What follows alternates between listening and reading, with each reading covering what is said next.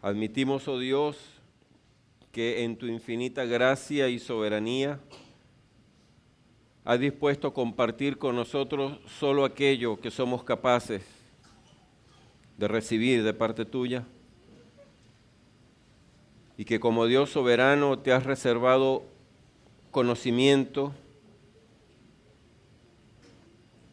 que para nosotros sigue resultando un misterio, Señor. Reconocemos que conforme a tu palabra, oh Dios, en ti no existe contradicción alguna, ni paradoja, ni discrepancia, ni imperfección, sino que eres perfecto en tu santidad, eres perfecto en tu justicia, eres perfecto en tu soberanía, eres perfecto en tu gracia, eres perfecto en tu amor, eres perfecto en tu infinitud, eres perfecto en tu eternidad, eres perfecto en tu poder, en tu conocimiento, porque solamente, Señor, tú eres Dios. No existen dos dioses, solo tú eres Dios. De tal manera que solo tú eres perfecto, Padre glorioso. Solo tú, oh Dios, solo tú eres perfecto. De manera que nosotros venimos ante ti conforme a tu palabra, sí, Señor, con confianza, pero conforme a tu palabra con temor y temblor. Anhelando conocerte mejor, sabiendo que el mayor conocimiento de tu carácter implica para nosotros mayor muerte para nuestra carne, para nuestro orgullo, para nuestra independencia. Y estamos dispuestos, oh Dios, a descubrir aún más acerca de ti en tus escrituras. Auxílianos, Padre, una vez más te lo suplicamos, por medio de tu Espíritu, para que podamos comprender lo que tú has dispuesto que nosotros, los seres humanos, que hemos sido rescatados por tu Espíritu para la gloria de tu nombre, podamos comprender. No anhelamos más, Señor, pero no nos conformamos con menos. Así que persistiremos delante de ti apelando a tu misericordia, para que todo lo que necesitemos entender, lo podamos entender. Para que toda confusión, toda arrogancia, orgullo, que hasta hoy nos haya impedido a todos nosotros conocerte mejor, sea erradicado por el poder de tu palabra, por el poder de tu verdad y el poder de tu amor, Señor. Confiamos en ti, Señor. Tú eres bueno, tú eres fiel, tú eres justo. Así que simplemente descansamos en tu soberanía, en tu misericordia, en tu compasión y en tu justicia. Glorifícate, glorifícate, glorifícate. Amén y amén. Aleluya. Gloria a Dios.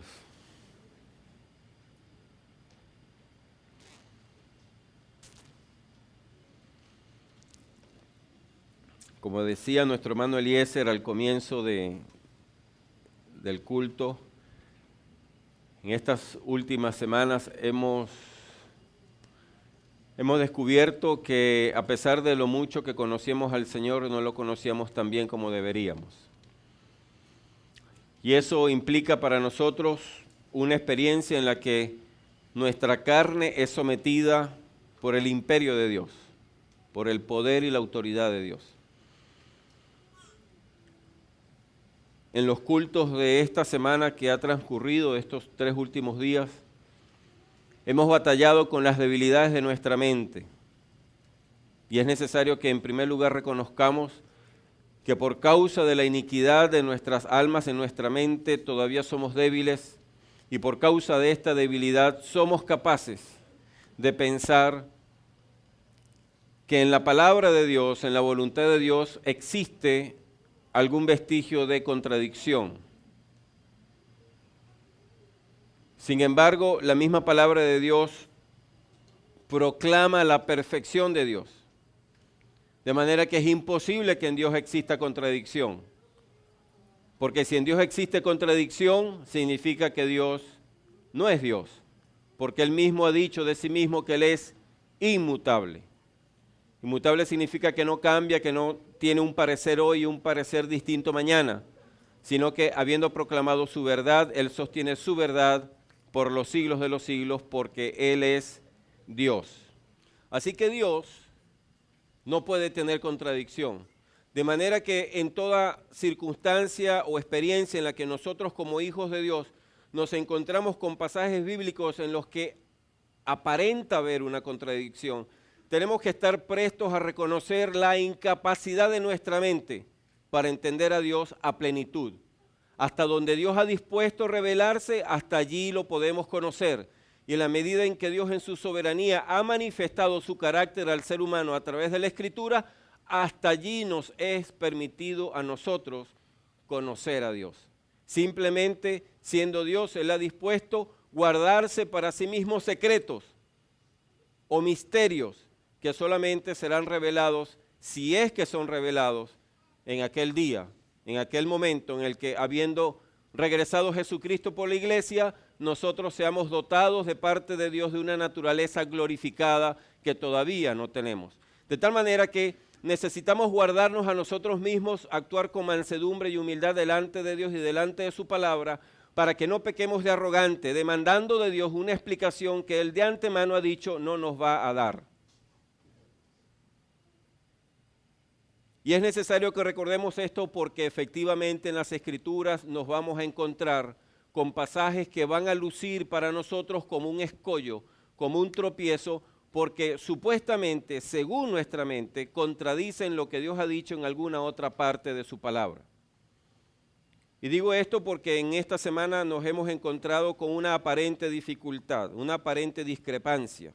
Una discrepancia entre la soberanía del Dios Todopoderoso y la responsabilidad moral que ese mismo Dios Todopoderoso le ha asignado al único ser de su creación que ha recibido la encomienda de reflejar su carácter o su imagen y semejanza, es decir, nosotros los seres humanos. Así que comienzo hoy haciendo esta advertencia, recordándonos a nosotros mismos, a todos, comenzando por mí mismo, que en Dios no existe contradicción alguna, porque Él es perfecto. Y que en toda ocasión en la que nuestra mente diga, no entiendo, aquí pareciera que Dios está contradiciéndose a sí mismo, lo que está pasando es que mi mente finita, incapaz, limitada, está tratando de acceder a un conocimiento que Dios ha dispuesto no tengamos. Basta con que consideremos simplemente la doctrina de la Trinidad. ¿Quién puede entenderla y quién puede enseñarla? Nadie, porque esta mente nuestra no es capaz de reconocer, admitir o entender cómo es posible que existiendo un solo Dios, ese Dios sea al mismo tiempo tres personas, cada uno con un carácter perfectamente divino y aún así siendo uno mismo. No tres, sino uno. Si a Dios le place algún día mostrarnos eso, con toda seguridad no será aquí en la tierra, sino después, porque esta mente nuestra todavía no es capaz.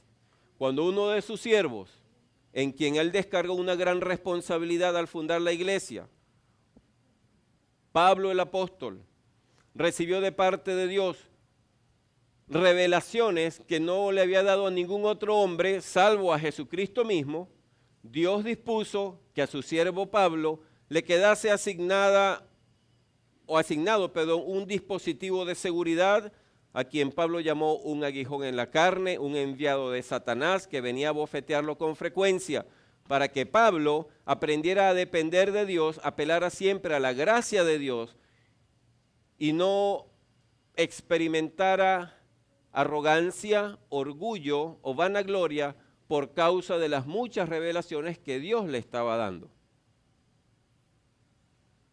El mismo apóstol Pedro escribió hablando acerca de estas enseñanzas que Pablo recibió de Dios y que compartía con la iglesia como difíciles de entender. Allá en 2 de Pedro. Y sin embargo el apóstol Pedro no cuestionó la veracidad de las enseñanzas. Dijo, para nosotros son difíciles de entender. Y la solución que da el apóstol Pedro para esas ocasiones es: afiáncense, dependan más de la gracia de Dios y del conocimiento de Dios y de Jesucristo. Es decir, cuando nos acontezca eso, lo que necesitamos es postrarnos ante Dios y decirle, Señor, yo dependo de ti. Es verdad, admito que no entiendo, Pero el hecho de que yo no entienda no significa que lo que dices aquí sea verdad y que esto otro que dices en esta otra porción de tu palabra no sea verdad. Ambas son verdad. Si está escrito, es verdad. Y aunque en mi mente yo alegue que existe una contradicción, tal contradicción no existe. Porque Dios no sabe contradecirse. Él es perfecto. Meditando acerca de estas cosas, preguntándole al Señor, vengo hoy entonces a compartir con usted algunos versículos que hablan, proclaman, expresan, dibujan, manifiestan la soberanía de Dios. ¿Por qué? ¿Por qué, pastor, otra vez va a enseñar acerca de la soberanía de Dios? ¿Por qué, pastor, otra vez vamos a leer versículos que quizá ya hemos leído en otras ocasiones que hablan acerca de la soberanía de Dios? ¿Por qué ese empeño, pastor?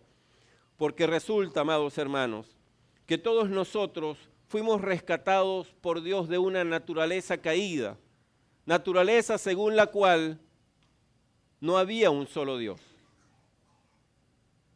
Había al menos dos dioses, si acaso. Y si pensábamos que había un solo Dios, pensábamos que ese Dios era el que no es Dios. Porque antes de Cristo, si creíamos que existía un solo Dios, ese solo Dios éramos nosotros. Y en el mejor de los casos, le quitábamos al verdadero Dios su gloria. Y pensábamos que tanto Él como nosotros éramos dioses, y esa es la razón por la que nos atrevíamos a desobedecer a Dios. Nos atrevíamos a vivir sin Dios, sin esperanza, sin considerar en medida alguna la voluntad de Dios. ¿Por qué? Porque en lo profundo de nuestras almas estábamos absolutamente convencidos de que podíamos vivir sin un ser supremo, todopoderoso, eterno, soberano, justo, fiel, bueno, porque nosotros nos bastábamos a nosotros mismos. Éramos egoístas en grado superlativo, es decir, no sabíamos nada acerca de un Dios soberano. Y la experiencia que resulta más difícil de asimilar en nuestro andar diario en el Evangelio es la experiencia de mantener en nuestras mentes y corazones permanentemente la noción de la soberanía de Dios. Saber que por encima de Dios no existe nadie. Saber que mejor que Dios no hay nadie. Saber que más poderoso que Dios no hay ninguno. Saber que si no fuese por Dios, nada, absolutamente nada existiría. Saber que el único ser del universo que es autoexistente o existente en sí mismo es Dios. El único creador es Él. Si nosotros pasamos por alto su soberanía, con toda facilidad caeremos en el error de cuestionar a Dios por lo que es y por lo que no también.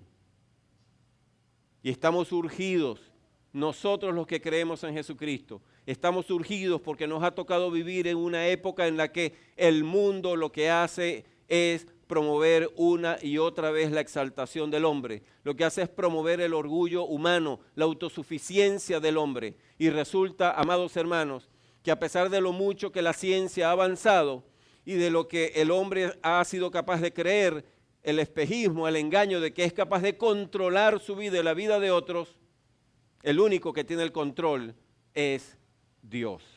Porque el único ser soberano del universo es el creador del universo.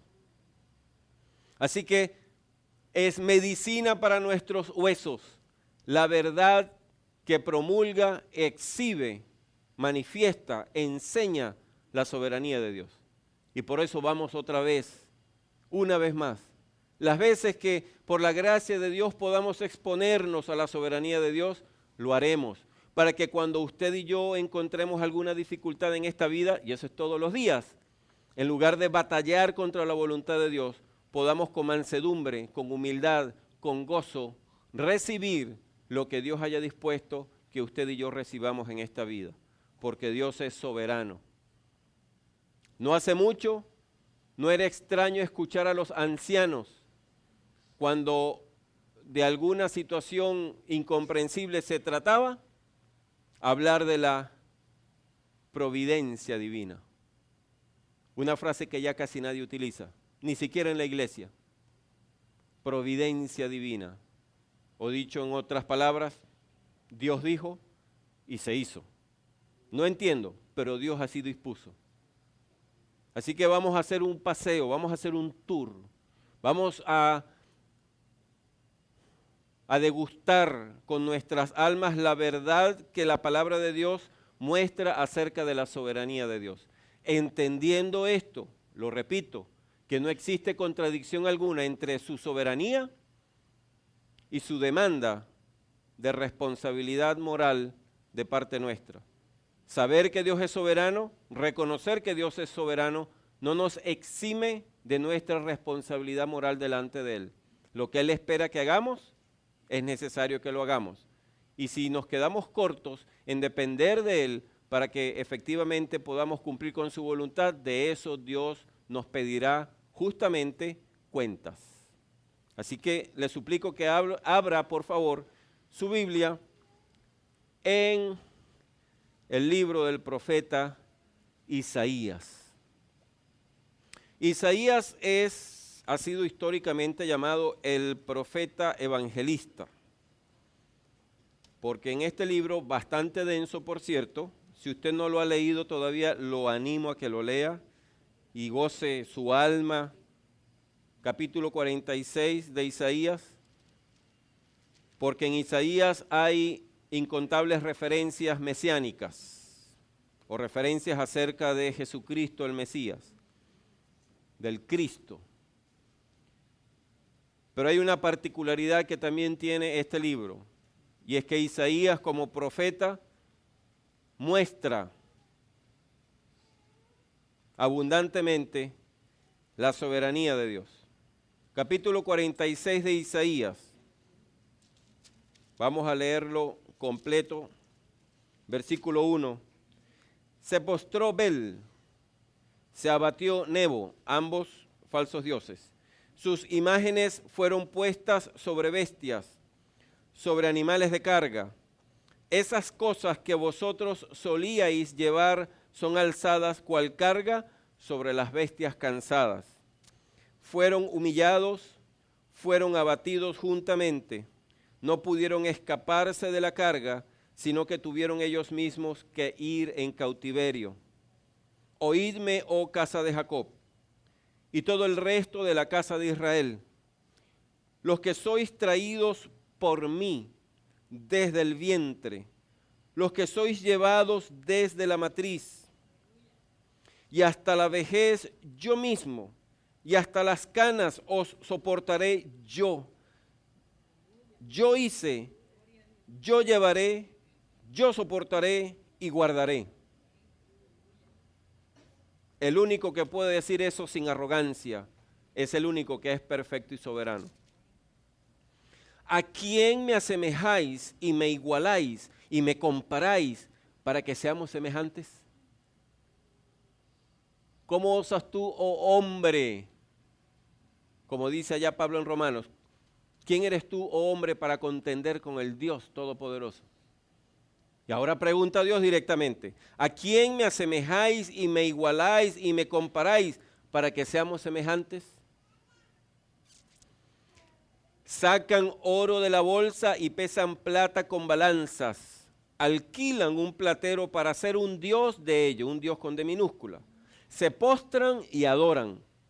Se lo echan sobre los hombros, lo llevan y lo colocan en su lugar. Allí se está y no se mueve de su sitio. Le gritan y tampoco responde, ni libra de la tribulación. Acordaos de esto y tened vergüenza. Volved en vosotros, prevaricadores. Acordaos de las cosas pasadas desde los tiempos antiguos, porque yo soy Dios. Y no hay otro Dios. Y nada hay semejante a mí, que anuncio lo porvenir desde el principio y desde la antigüedad lo que aún no era hecho. Que digo, mi consejo permanecerá y haré todo lo que quiero. que llamo desde el oriente al ave y de tierra lejana al varón de mi consejo. Yo hablé y lo haré venir. Lo he pensado y también lo haré. Oídme, duros de corazón, que estáis lejos de la justicia. Haré que se acerque mi justicia, no se alejará, y mi salvación no se detendrá. Y pondré salvación en Sión y mi gloria en Israel. ¿Cómo es posible que usted y yo, siendo perversos, impíos, incircuncisos, gentiles, paganos, profanos, prevaricadores, un día hayamos visto la gloria de Cristo?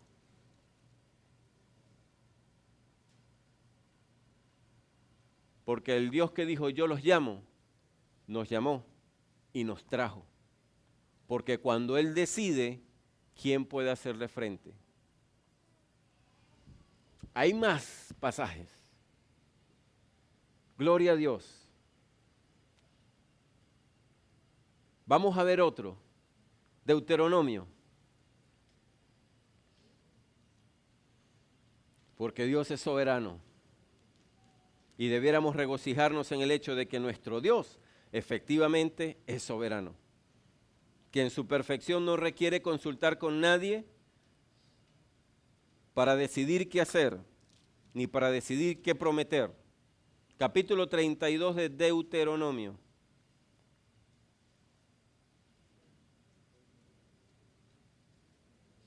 Versículo 39. 32, 39 de Deuteronomio. Ved ahora que yo soy, y no hay dioses conmigo. Yo hago morir y yo hago vivir. Yo hiero y yo sano, y no hay quien pueda librar de mi mano. Si Dios nos tomó para sí mismo, ¿quién podrá sacarnos de allí?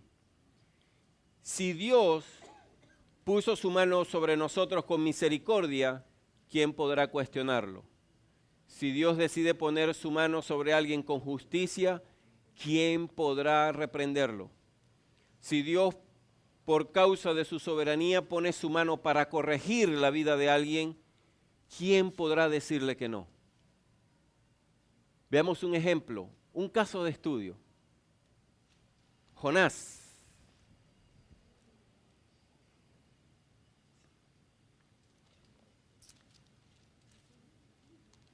Jonás, allá en el último cuarto del Antiguo Testamento,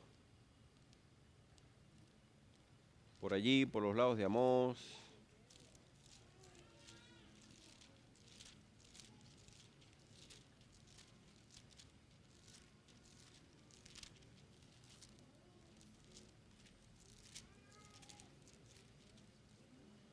Amós, Abdías, Jonás.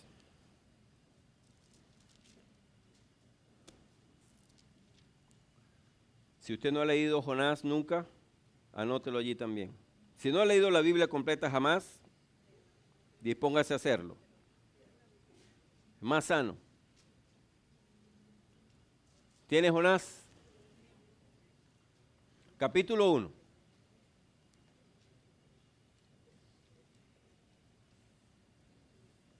Versículo 1. Vino palabra de Jehová a Jonás, hijo de Amitai, diciendo, le habló Dios a Jonás, levántate y ve a Nínive, aquella gran ciudad, y pregona contra ella, porque ha subido su maldad delante de mí.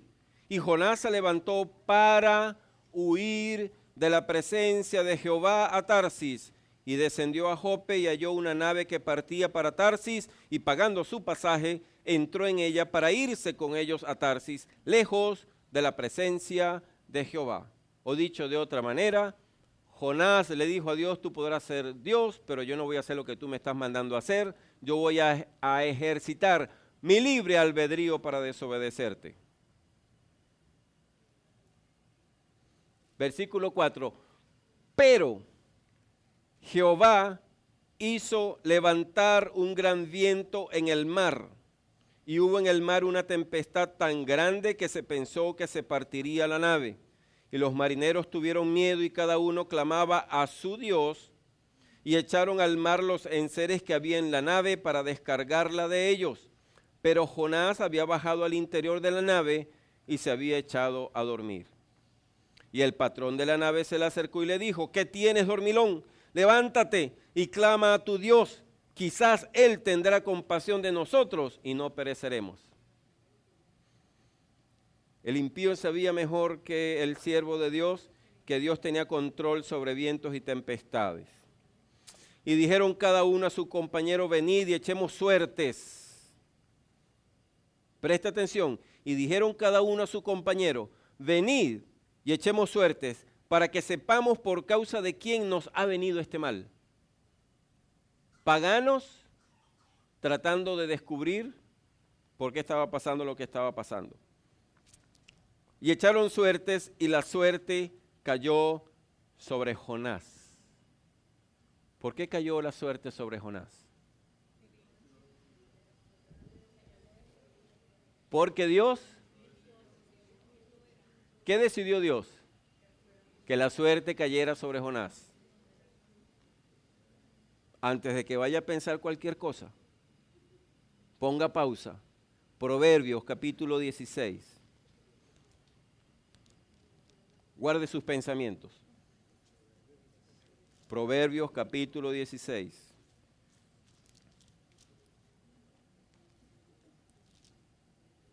Versículo 33.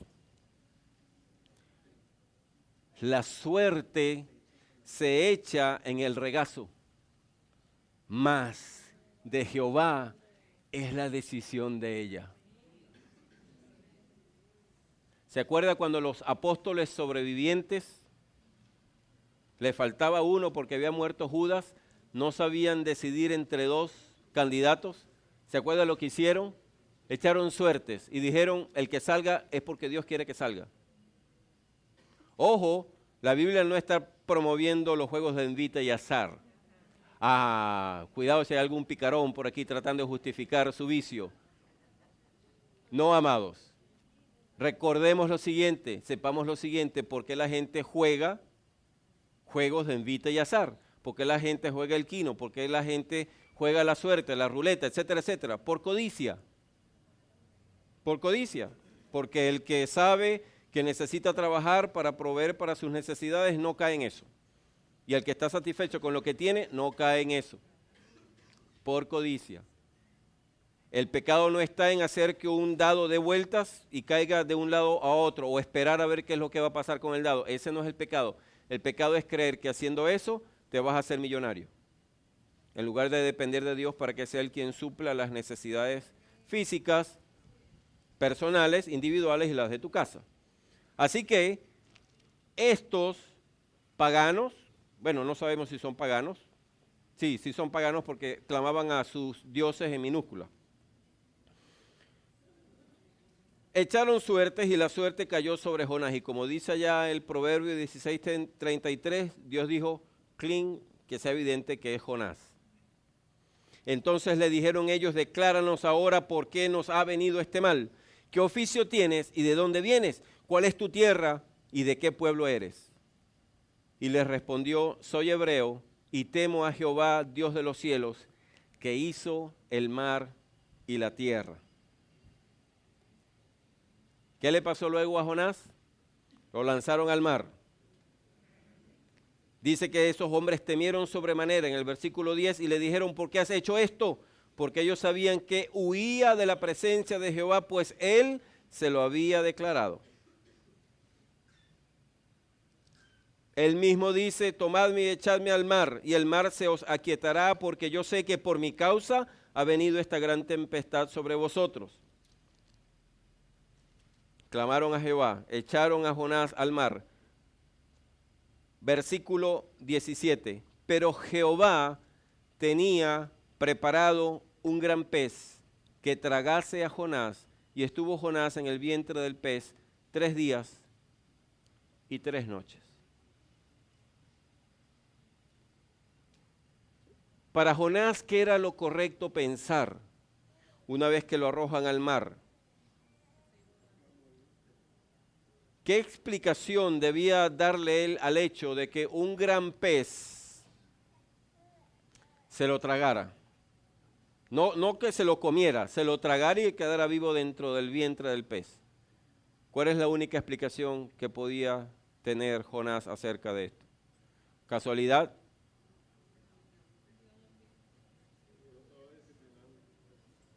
Él dijo, yo no voy a hacer lo que tú dijiste que hiciera. Y Dios dijo, tú vas a hacer lo que yo he dicho que hagas, porque entre tú y yo, el único que es Dios, soy yo. Y aunque tú no quieras, tú vas a hacer lo que yo te he mandado a hacer. Y hasta que tú no rindas tu orgullo, yo haré contigo lo necesario para que entiendas que en contra de mí no puedes estar. Y que cuando yo te doy un mandato, tu bendición es obedecer gozosamente mi decisión. Así que Dios hace cosas espeluznantemente extraordinarias, portentosas, para que uno se percate que no hay casualidad en lo que está aconteciendo, que no es obra de un accidente, sino que hay una mano soberana detrás de todo eso. Hay un ser soberano promoviendo todas las circunstancias que nos están aconteciendo para que nosotros podamos abrir los ojos y nos arrepintamos de la dureza de nuestro corazón. Veamos allí mismo en Jonás capítulo 4. Versículos 6 y 7. Ya Jonás supuestamente ha cumplido con el Señor. Y Jonás se pone allí debajo de una enramada. Está pesadumbrado. Está molesto con Dios porque Dios le demostró misericordia al pueblo a quien Dios envió Jonás para que los exhortara. Y en lugar de acabar con ellos, Dios les manifestó misericordia. Y Jonás quería que exterminara al pueblo de Nínive. Así que Jonás está bravo otra vez con Dios. Y él se hace una enramada. Versículo, veamos desde el 5. Desde el 4, y Jehová le dijo, ¿haces tú bien en enojarte tanto? Y salió Jonás de la ciudad y acampó hacia el oriente de la ciudad. Y se hizo allí una enramada y se sentó debajo de ella a la sombra hasta ver qué acontecería en la ciudad. Y preparó Jehová Dios una calabacera. ¿Qué es una calabacera? Una planta de calabaza que se enreda, una enredadera de calabaza que produce auyamas. La cual creció sobre Jonás para que hiciese sombra sobre su cabeza. Jonás, está bravo con Dios, molesto, y aún así Dios le expresa misericordia, bondad, y le librase de su malestar. Y Jonás se alegró grandemente por la calabacera. Pero al venir el alba del día siguiente, Dios, note usted que dice Jehová Dios en el 6, y en el 7 dice Dios, preparó un gusano, el cual hirió la calabacera y se secó.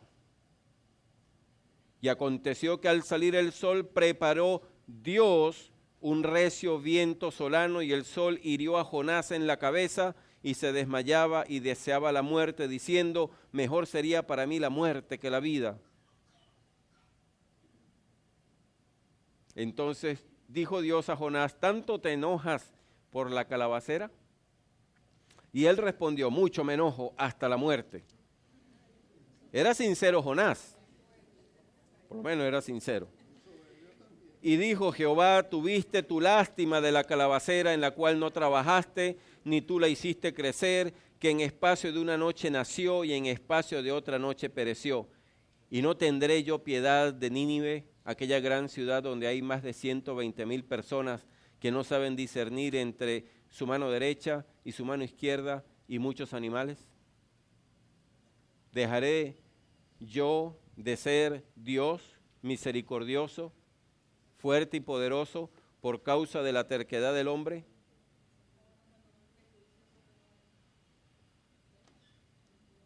Si Dios no es Dios, usted y yo no tendríamos ninguna oportunidad.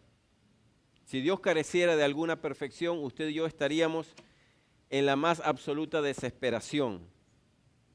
Gloria a Dios porque nuestro Dios es soberano. Veamos otro ejemplo. Job, capítulo 1.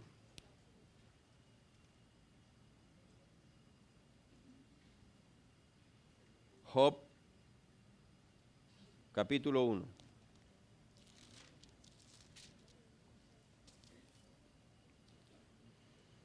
Job está teniendo una experiencia, no por haberle llevado la contraria a Dios, sino porque Satanás le pidió a Dios un chance con Job. Dame una oportunidad para, así como eventualmente siglos después le dijera a Dios, dame un chance con ese Pedro para zarandearlo. Y asimismo como Cristo le anunció a Pedro que él le había rogado al Padre que tu fe no te falte, asimismo Dios le da instrucciones a Satanás para que no toque la vida de Job. Así que Job comienza a padecer circunstancias indeseables para todo ser humano racional. Siendo el padre de 10, 7 varones y 3 hembras, todos perecen en un solo acto. Siendo riquísimo, pierde todas sus riquezas en un solo acto, el mismo día.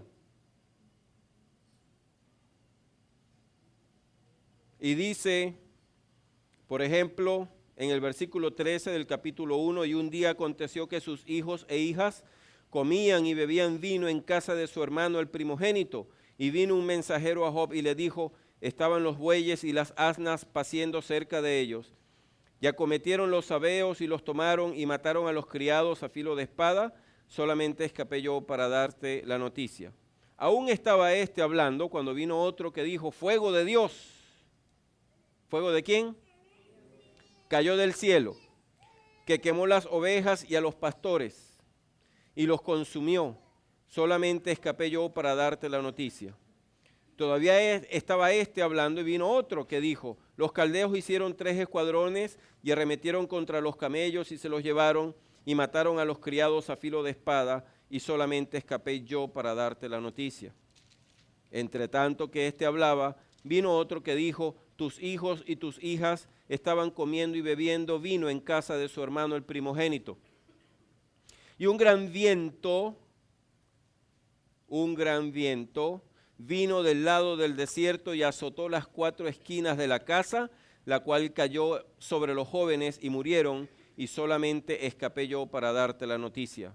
Entonces Job se levantó y rasgó su manto. Recuerde que en la cultura judía rasgar el manto es sinónimo de clamor, de desesperación, de angustia del alma, y rasuró su cabeza y se postró en tierra y adoró. Y dijo, desnudo salí del vientre de mi madre, y desnudo volveré allá. Jehová dio y Jehová quitó, sea el nombre de Jehová bendito. ¿Qué sabía Job acerca de Dios? Que Dios es soberano y que nada acontece sin que Dios diga hágase o sin que Dios apruebe que tal cosa pueda acontecer. No le echó la culpa a Satanás, Job. Job supo que Dios estaba detrás de todo eso. Porque es imposible que algo pase sin que el Dios soberano y todopoderoso esté al tanto. En este universo no acontece eso. Eso que nosotros llamamos libre albedrío realmente es un término inexacto, porque nuestra libertad para decidir está condicionada o limitada por la soberanía de Dios. Dios, hasta donde decidió que llegáramos, hasta allí podemos llegar. No podemos traspasar ese límite. Si no, podemos preguntarle a Jonás.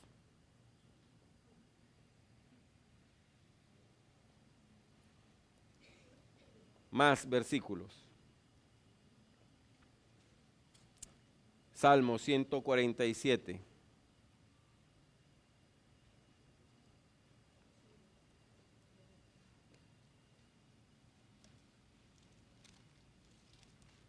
¿Por qué se muere la gente? Porque Dios decide que se muera. ¿Por qué nace alguien? Porque Dios decide que nazca. ¿Por qué nace alguien en una circunstancia o en otra? Porque así lo dispuso Dios. Salmo 147. Aleluya. Gloria a Dios que nuestro Dios es efectivamente soberano. Imagínese que Dios no fuese soberano. Por un instante. Imagínese que el Dios que se supone todo el poder, se supone que tiene poder como nadie, en algún instante requiriese la asistencia de alguien para decidir algo, el consejo de alguien. ¿Qué clase de Dios es ese? Será un Dios débil, pero Dios es soberano. 147, versículo 15. Hablando de Dios dice, Él envía su palabra a la tierra, velozmente corre su palabra. Da la nieve como lana y derrama la escarcha como ceniza. Echa su hielo como pedazos. Ante su frío, ¿quién resistirá? Enviará su palabra y los derretirá. Soplará su viento y fluirán las aguas. Ha manifestado sus palabras a Jacob, sus estatutos y sus juicios a Israel. No ha hecho así con ninguna otra de las naciones, y en cuanto a sus juicios, no los conocieron. Aleluya. ¿Por qué razón existe un pacto entre Dios e Israel? ¿Qué vio Dios en Abraham para escogerlo y llamarlo? ¿Qué hizo Abraham para hacerse digno de la atención de Dios? Nada. No, nada. Abraham no hizo nada porque el pacto lo emitió Dios primero y después fue que Abraham, teniendo fe en Dios, pudo ser obediente. Pero antes Abraham era un pagano, oriundo de Padán Aram, una nación politeísta. Cuando Dios lo llamó, Abraham no era un hombre dedicado a Dios. Y con ese hombre en esas condiciones que Dios aborrecía, Dios hizo un pacto. Yo hago pacto contigo. ¿Quién convenció a Dios para que hiciera pacto con Abraham? Nadie. La decisión surgió de sí mismo, porque Él es Dios. ¿Quién pudo cuestionar? ¿Sabía? Esa era una de las cosas con las que yo lidiaba antes de convertirme a Cristo. Yo decía, ¿cómo es posible? Este era mi raciocinio pecaminoso. ¿Cómo es posible que siendo Dios amor, como me dicen, haya sentido predilección por un ser humano X? ¿Por qué no nos ama a todos igual y nos hizo a todos miembros de su pueblo? ¿Cómo es posible que haya escogido específicamente a esta nación para hacer de ellos su pueblo? Ese era mi argumento. Y yo cuestionaba entonces mi falsa noción acerca del amor de Dios, creyendo que por ser Dios amor está obligado a manifestar pacto, a tener compromiso o a tener salvación para todo el mundo. Él escogió a Abraham de su propia naturaleza, de su propia decisión, como Dios soberano. De su soberanía, derramó en Abraham la bendición de hacer pacto con él. ¿Y quién pudo oponerse a ello? ¿Requerimos acaso evidencia? Podemos pedir evidencia. Miremos la historia de Israel, de la nación judía. ¿Cuántos se han levantado a exterminar a Israel y han tenido el poder para hacerlo? ¿Y cuántos han podido? Pudiéramos preguntarle a Hitler cuánto deseó él acabar con los judíos. ¿Pudo Hitler? ¿Por qué no pudo? ¿No tenía acaso los recursos para hacerlo? ¿Su nación estaba ciega? ¿Los alemanes no tenían ni idea de lo que Hitler estaba haciendo con la nación judía? ¿Tenían los recursos materiales para hacerlo? Y emprendió la misión de hacerlo. ¿Por qué no pudo? Porque Dios ha dicho que Él se va a ocupar de su pueblo. Sí, también les ha dicho que por no reconocer a Jesucristo van a pasar trabajo aquí en la tierra, pero a pesar de ello, se hará evidente que con ellos el Dios soberano y todopoderoso tiene algo, tiene un amorío, tiene un romance con Israel. Y todo aquel que ha dicho Israel es mi enemigo, oh Dios, feas se las ha visto. Naciones feas se las han visto. 7 naciones árabes en los años 70 dijeron, nosotros vamos a acabar con Israel. La guerra duró 7 días. Un caso de estudio para todo estratega militar. Y al sol de hoy solamente los israelitas saben qué fue lo que pasó. Todos los demás dan vueltas, elucubran, proponen ideas, pero ninguno da, a menos que sea cristiano, ninguno da con la solución. Porque se levantaron contra la niña de los ojos de Dios. Y harán cosas y seguirán haciendo, y así seguirá la historia, y una y otra vez Dios se ocupará de demostrar que con esa nación Él tiene pacto. Y aquí en la tierra, los pueblos y los hombres que se atrevan a proferir maldición contra Israel se van a encontrar cara a cara con el Dios de toda justicia. Y a menos que se arrepientan por medio de Jesucristo, nadie los sacará de esa diestra de poder y de fuego consumidor. Esa historia se ha repetido una y otra vez. ¿Por qué?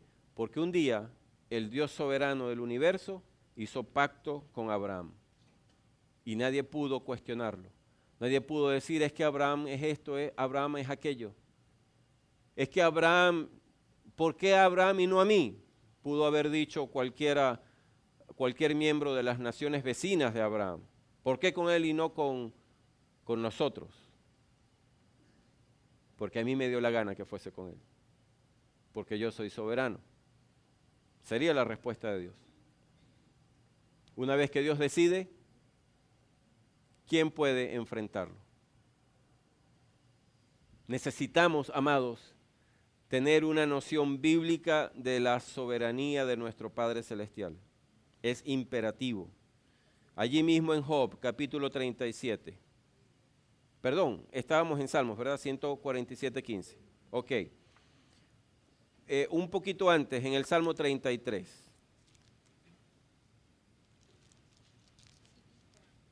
Aleluya. Salmos, capítulo 33. Mi alma te alaba, Señor. Bendito Dios del universo. Versículo 10 y 11. Jehová hace nulo el consejo de las naciones y frustra las maquinaciones de los pueblos. El consejo de Jehová permanecerá para siempre. Los pensamientos de su corazón por todas las generaciones. Bienaventurada la nación cuyo Dios es Jehová, el pueblo que Él escogió como heredad para sí. Aleluya.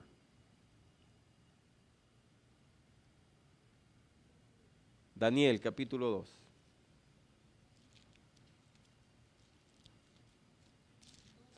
2. Daniel 2.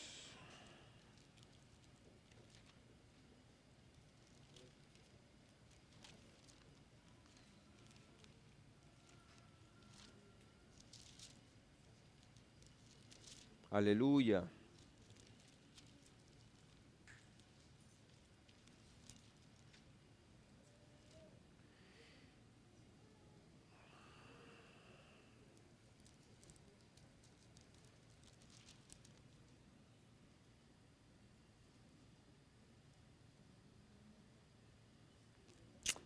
Versículos 20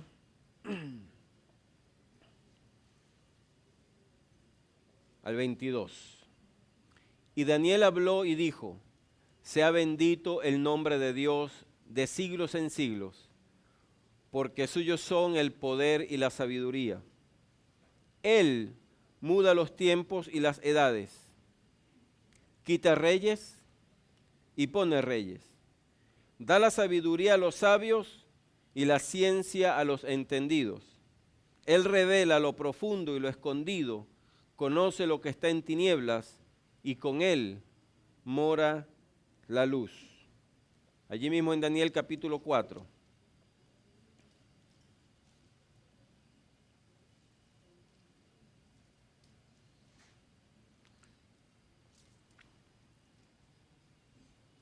Versículo 17.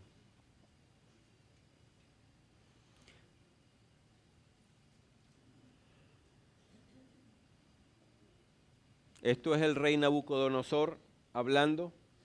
Dice, la sentencia es por decreto de los vigilantes y por dicho de los santos la resolución, para que conozcan los vivientes que el Altísimo gobierna el reino de los hombres y que a quien él quiere lo da y constituye sobre él al más bajo de los hombres.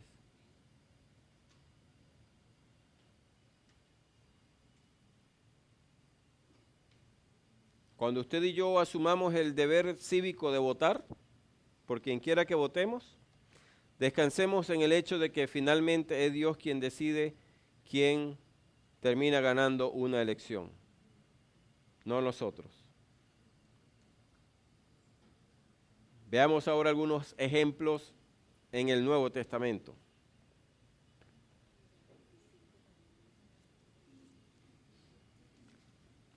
Hechos. Capítulo 4. Señor, ayúdanos, Padre bueno.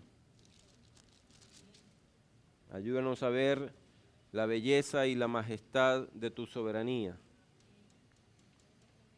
Capítulo 4 de Hechos.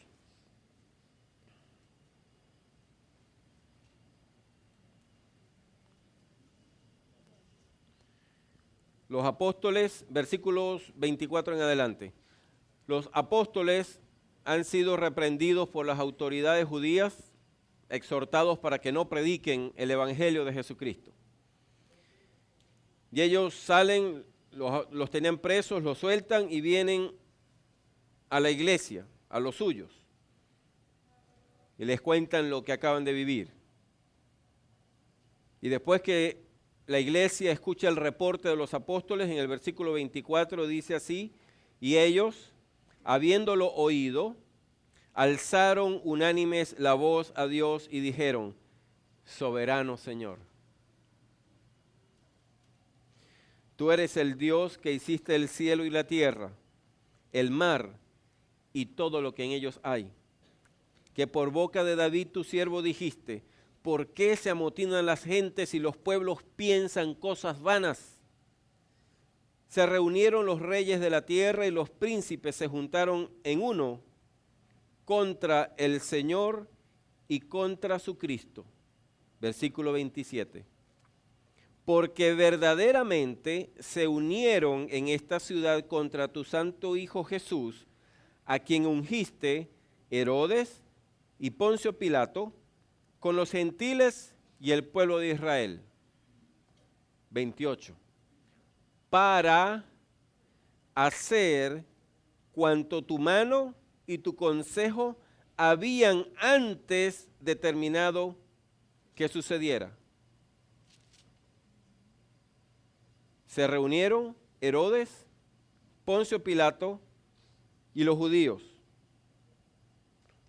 con los gentiles para hacer cuanto tu mano y tu consejo habían antes determinado que sucediera.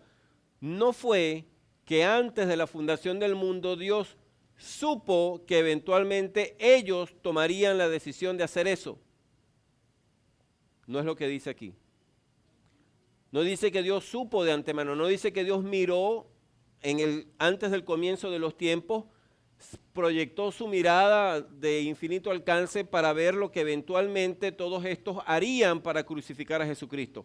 Eso no es lo que dice aquí. No dice que él lo supo anticipadamente. Dice que aquellos hicieron lo que la mano y el consejo de Dios habían antes determinado que sucediera. Porque fue Dios quien decidió que Jesucristo se crucificara. Fue Dios quien decidió que en ese preciso momento existiera un tal Poncio Pilato y que existiera un Herodes y que las autoridades del Sanedrín se prestaran para ¿cómo se llama eso?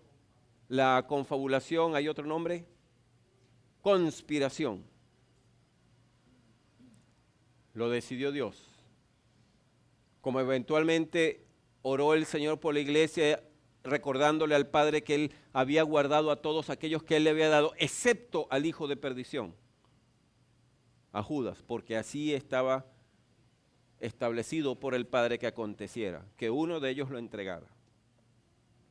No fue que Dios miró lo que los seres humanos eventualmente harían en su libertad, no. Dios predispuso desde antes de la fundación del mundo que eso así pasara. Es lo que dice aquí. Y por duro que sea, por difícil que le resulte a nuestra mente entenderlo, eso es lo que dice aquí. Dice eso. Para hacer cuanto tu mano y tu consejo habían antes determinado que sucediera.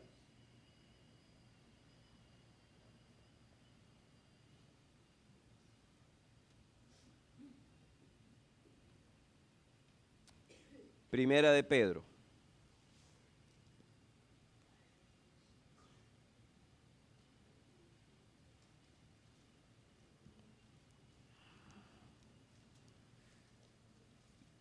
Primera de Pedro capítulo 3.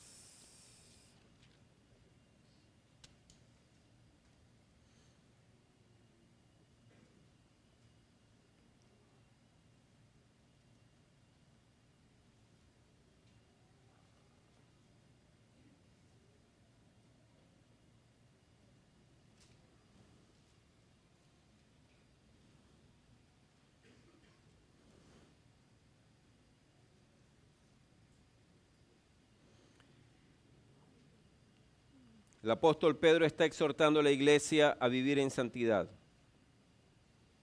Versículo 17. Y si invocáis por Padre a aquel que sin acepción de personas juzga según la obra de cada uno, conducíos en temor todo el tiempo de vuestra peregrinación, sabiendo que fuisteis rescatados de vuestra vana manera de vivir. Primera de Pedro, perdóneme, amado. Dios. Primera de Pedro. No, 3:17, pero estaba en el 1:17. 3.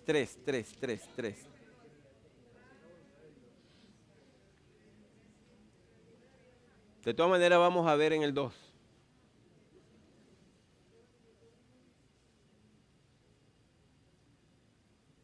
El apóstol Pedro está animando a la iglesia que está bajo persecución y está padeciendo por causa del evangelio. Y les dice en el versículo 17, porque mejor es que padezcáis haciendo el bien si la voluntad de Dios así lo quiere, que haciendo el mal. Ahora vamos allí mismo en 1 de Pedro, en el 1, capítulo 1, versículo 17. Ahora sí estamos aquí. Y si invocáis por Padre a aquel que sin acepción de personas juzga según la obra de cada uno, la responsabilidad moral que tenemos, aquí está un pasaje en el que están las dos verdades juntas. Y si invocáis por Padre aquel que sin acepción de personas juzga según la obra de cada uno, conducíos en temor todo el tiempo de vuestra peregrinación, sabiendo en qué nos vamos a fundamentar nosotros para perseverar en la santificación, en la obediencia gozosa a Dios, sabiendo que fuisteis rescatados de vuestra vana manera de vivir. ¿Qué dice eso allí? Que fuimos. ¿Quién actuó en nuestro rescate? ¿Nosotros? Dios. No dice sabiendo que ustedes se rescataron de su vana manera de vivir. No dice eso. Dice sabiendo que fueron rescatados de su vana manera de vivir. ¿Por quién fuimos rescatados? Por Dios. No con cosas, la cual recibiste de vuestros padres. No con cosas corruptibles como oro o plata, sino con la sangre preciosa de Cristo, como de un cordero sin mancha y sin contaminación. Versículo 20, ya destinado desde antes de la fundación del mundo. ¿Quién lo destinó a él desde antes de la fundación del mundo? Dios el Padre. Pero manifestado en los postreros tiempos por amor de vosotros, y mediante el cual creéis en Dios, quien le resucitó de los muertos y le ha dado gloria, para que vuestra fe y esperanza sean en Dios. Primera de Pedro, capítulo 4.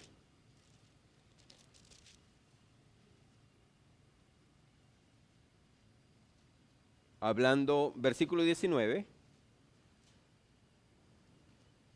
Hablando acerca de las circunstancias desagradables que experimentamos por ser creyentes y estableciendo una conexión entre ese padecimiento, tribulación o sufrimiento y el Todopoderoso. Versículo 19, de modo que los que padecen según la voluntad de Dios encomienden sus almas al fiel Creador y hagan el bien. Como cuando dijo Pablo, Señor, quítame este fastidio de Satanás, este aguijón en mi carne. Y la respuesta de Dios fue, bástate mi gracia, depende de mí. No le quitó el padecimiento. Como cuando el Señor Jesucristo le anunció a Pedro, como dijimos hace un rato, recordábamos, que Satanás lo había pedido para zarandearlo y Cristo no le dijo, Pedro, y yo reprendí a Satanás. Me interpuse. Sino que Cristo vio en esa petición de Satanás a Dios una oportunidad para la santificación de Pedro. Y le dijo, Pedro, y yo he pedido al Padre que tu fe no te falte. Es decir, que cuando Satanás te zarandee, en lugar de huir, confíes en el Señor. Te baste la gracia de Dios. Recuerda que Dios es soberano. ¿Cuántas cosas inesperadas, aún indeseables, nos acontecen en la vida? Pero con cuánta frecuencia nosotros, con mansedumbre y humildad, establecemos un vínculo entre ese acontecimiento desagradable y la soberana voluntad de Dios. ¿Con cuánta frecuencia decimos, Señor, hágase tu voluntad sobre mi vida? Señor, sea el nombre de Jehová bendito, Jehová dio y Jehová quitó. Yo soy tu siervo, haz conmigo como tú desees. ¿Acaso podrá el vaso de barro contender con el alfarero? ¿Podré yo, Señor, decirte, no me hagas así, no me aprietes tanto, oh Dios, no me eches tanta agua, no me des unas vueltas tan rápido, baja la velocidad, Padre? Si entiendo que eso es lo que soy en manos de Dios, que entre el Ser Supremo y yo hay una abismal diferencia, que entre Él y yo el único que es creador es Él y no yo, que entre ambos el único que tiene el título supremo de Rey de Reyes y Señor de Señores es Él, que entre ambos el único Dios es Él, que entre ambos el único que realmente padece dependencia soy yo y no Él. El único necesitado entre Él y yo soy yo. El único que tiene poder para saber todo lo que se puede saber es Él y no yo. ¿Seremos capaces de acudir a Dios por su auxilio de manera que en su gracia y misericordia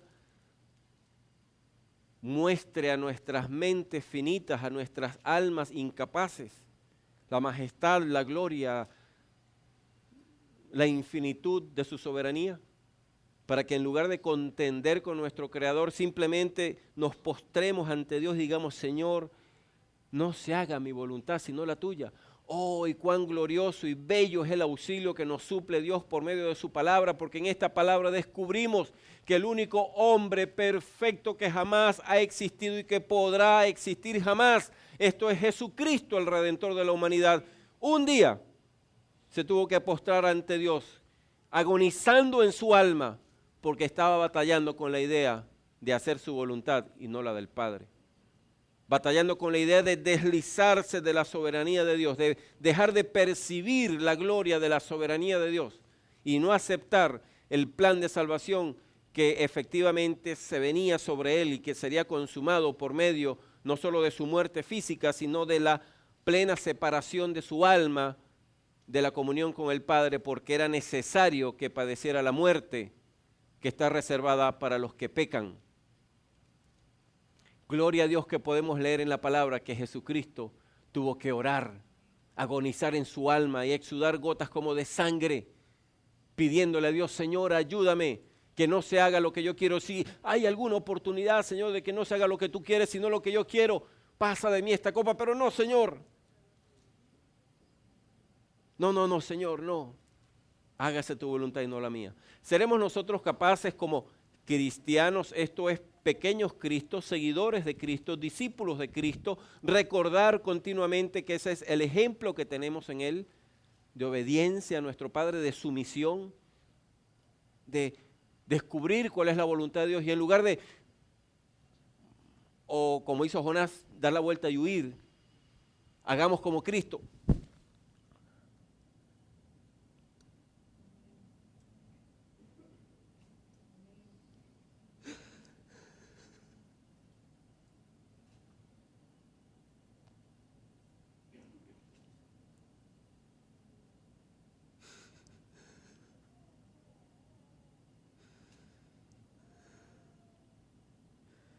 Tú eres Dios, Señor.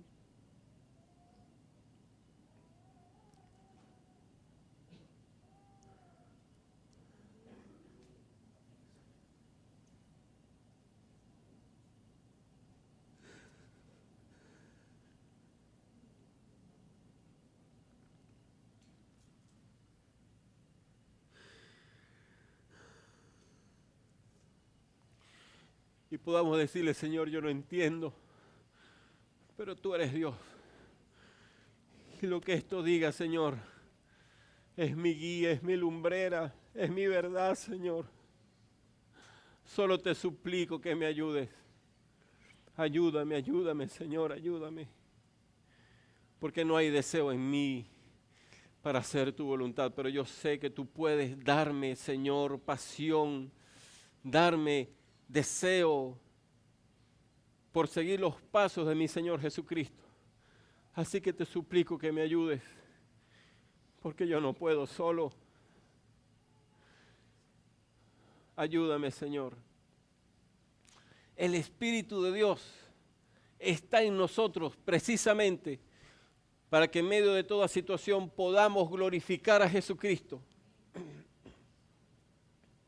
no huyendo de la responsabilidad, no batallando con la soberanía de Dios, sino atesorándola.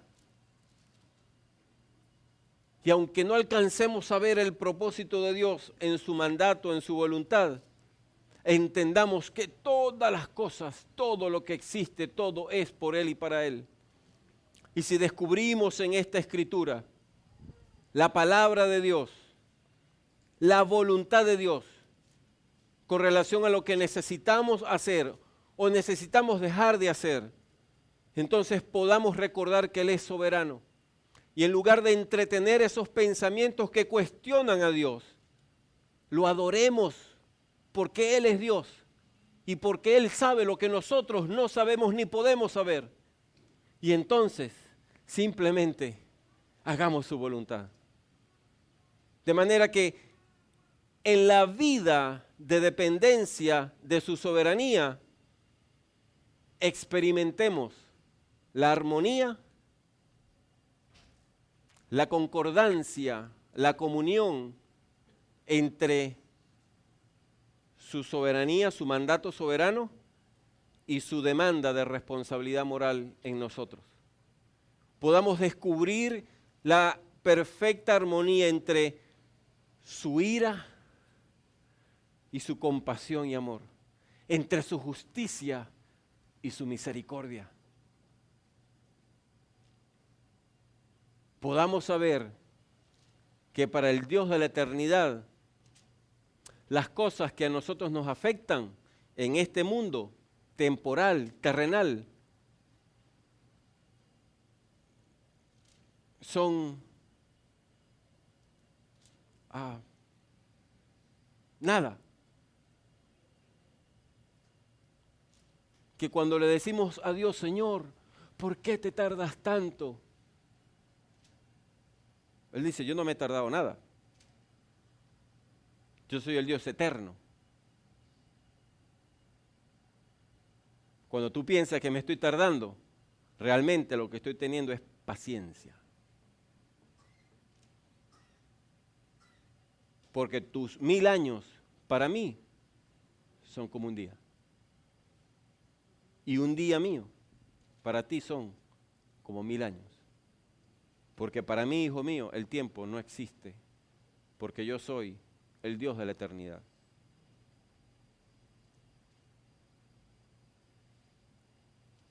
Si podemos recibir de parte de Dios la demostración de su soberanía, ¿cuánto descanso encontraremos en nuestras almas? Comprenderemos cuántas luchas han sido innecesarias. No ha sido más que nosotros dándole coces al aguijón, como pretendió hacer Pablo, batallando contra la voluntad de Dios. En lugar de rendirnos y decir, Señor, tú eres el Dios soberano del universo, haz conmigo como tú quieras. De manera que podamos entonces armonizar o sintonizar nuestra voluntad con la voluntad de Dios. ¿Sabe qué cosa es poderosa? Usted debe saberlo. Usted es cristiano, usted es siervo de Cristo. ¿Sabe qué experiencia es poderosa aquí en la tierra? Es gloriosa. ¿Qué experiencia está saturada de gozo, de felicidad? Hacer la voluntad de Dios. Porque uno sabe que el que está detrás de mis acciones, acciones que armonizan con la voluntad de Dios, no es este ser humano limitado e incapaz, es el Dios todopoderoso. Eso transforma nuestras vidas. Eso le da un sentido completamente distinto a nuestro diario vivir, a nuestros pensamientos, a nuestras palabras. Es el Dios soberano del universo. El mismo que se hace llamar Padre nuestro. ¿Por qué le podemos decir Padre nuestro? Porque Él nos adoptó como hijos, soberanamente. Señor, celebramos tu grandeza, celebramos tu majestad, celebramos tu amor, celebramos tu misericordia, pero también celebramos tu soberanía. Haz, oh Dios, con nosotros como tú desees. Que de la vida de Jonás aprendamos la lección de no ir en contra de tu voluntad. Que viendo lo que proclama tu palabra, Señor, sepamos que es imposible contradecirte. Que por mucho que pretendamos, tu sabio consejo siempre, siempre, siempre viene a feliz término. Porque ¿puede acaso la creación rebelarse contra su creador? ¿Existe tal poder en la cosa creada? ¿En el ser creado existe tal poder? Ese fue el engaño con el que Satanás hizo caer a Adán y a Eva. Y de esa mentira somos todos nosotros herederos. Con esa expresión de maldad está marcada nuestras almas hasta que Cristo viene a nuestro rescate. Esa es la libertad que tenemos en Cristo. Que ahora podemos vivir para el Dios soberano y admirarnos y gozarnos y hallar pleno gozo y satisfacción para nuestras almas en el conocimiento de su soberanía. ¿Por qué? Porque Dios quiso. Señor, porque yo soy Dios. Sí, Señor, tú eres Dios. Amén. Así sea. Que esta sea nuestra realidad como cristianos. Un justo aprecio de la soberanía de Dios. Que haya tal revelación de su infinita autoridad sobre todo lo que existe, que nuestras almas disfruten, se sacien, se gocen, sean felices en conocer al Dios de toda soberanía y en hacer su soberana voluntad. Aleluya.